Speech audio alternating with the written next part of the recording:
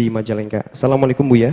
Wassalamualaikum warahmatullahi wabarakatuh. Buya izin bertanya, jika bersentuhan kulit dengan kulit antara suami istri itu membatalkan wudhu, lalu kenapa disunahkan supaya suami istri berwudhu sebelum berhubungan?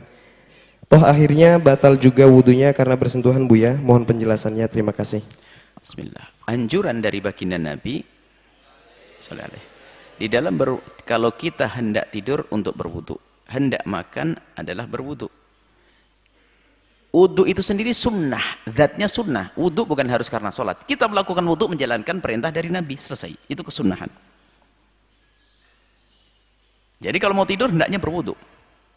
Biarpun pada akhirnya di saat tidur dia bersentuhan dengan istri, mazhab Syafi'i adalah batal. Enggak, perintah Nabi kita disuruh wudhu. Tidur hendaknya dengan berwudhu.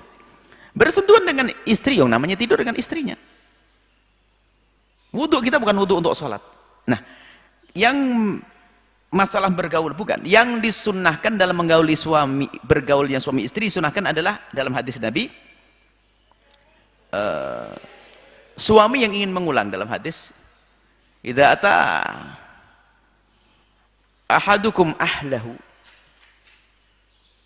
thumma arada an ya'uda falyatawadda bainahuma wudu'a. Yang disunnahkan berwudu dalam hubungan suami istri bukan tidur. Yang disunahkan berwudu dalam hubungan suami istri adalah di saat seorang suami ingin mengulang.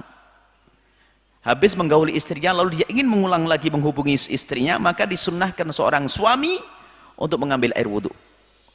Hadis Nabi. Hikmahnya apa? Dalam riwayat lain disebutkan itu riwayat Muslim ini. Imam Muslim mengatakan seperti itu. Riwayat yang lain Imam Habib mengatakan li'annahu anshat lil 'aud. Karena apa? Ada fase dia pergi ke tempat wudu berjalan itu mengembalikan energi sehingga dia untuk kembali menggauli istrinya menjadi normal lagi. Hikmahnya gitu. Yang jelas disunnahkan kalau hendak mengulang seorang suami itu untuk berwudu. Dalam hal mengulang suami yang disunahkan. Kemudian ada sunnah lagi, kalau habis hubungan suami istri hendak tidur, kalau tidak sempat mandi besar, hendaknya jangan sampai seorang suami atau istri itu tertidur dalam keadaan hadas, full hadas. Paling tidak dia sudah berwudu, mengambil salah satu daripada bersuci. Jadi hendak tidur punya air punya wudu setelah hubungan suami istri. Jadi jangan sampai ada di antara kita tertidur dalam keadaan belum mandi besar atau tidak wudu. Kalaupun ternyata enggak wudu, enggak mandi besar juga enggak apa-apa, enggak haram. Itu kan sunnah. Jadi sunnahnya ada apalah? Sunnah hendak tidur. Yang kedua sunnah hendak tidur. Yang pertama sunnah hendak tidur. Yang kedua sunnah di saat sang suami ingin mengulang.